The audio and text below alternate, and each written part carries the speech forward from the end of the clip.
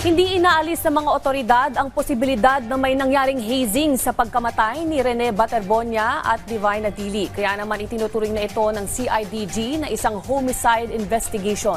Yan ang ulat ni Ryan Lasiges.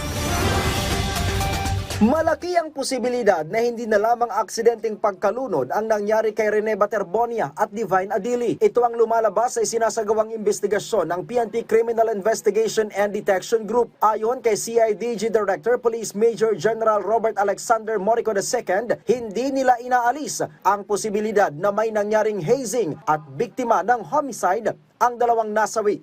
This investigation is now turned into a possible homicide investigation or hazing investigation, which possibly the violation of Article 249 of the Revised Penal Code or the Anti-Hazing Act of 2018.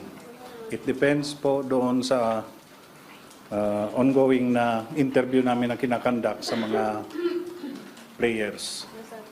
June 7 ng umaga nang umalis ang 22 players at 7 coaching staff patungo ng Aurora. Lulan ang mga ito ng isang bus kung saan sina Baterbonia at Adili ay nakaupo sa pinakalikurang bahagi ng bus bago mag-alas 4 ng hapon nang dumating ang mga ito sa Hermanos Leisure and Agri Farm. Nagkaroon ng mga calisthenics activities ang grupo buong araw. Alas 2:30 ng hapon kinabukasan June 8 nang utusan ang mga players na magtungo sa tabing dagat. Pinaglakad umano ang mga ito 300 metro ang layo mula sa inuupahang resort.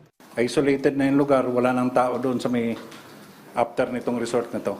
That is where the security guard, who is also the standby lifeguard, last saw them na malayo. Kaninang umaga, isa lamang sa 5 coaching staff at officers na pinadalhan ng sudpina ang nagtungo sa CIDG. Kaya naman, magpapadala sila ng ikalawang sudpina sa Biyernes para sa 4 na hindi tumugon sa kanilang patawag. We will be asking also if have they considered na these players are basketball players and not swimmers. And we will also be asking, out of the 7 training staff na kasama, swimmer ba sila?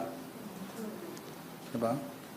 Or who conducted the CPR? The material question that we're going to ask is, you have conducted the training in the morning sa harapan ng resort.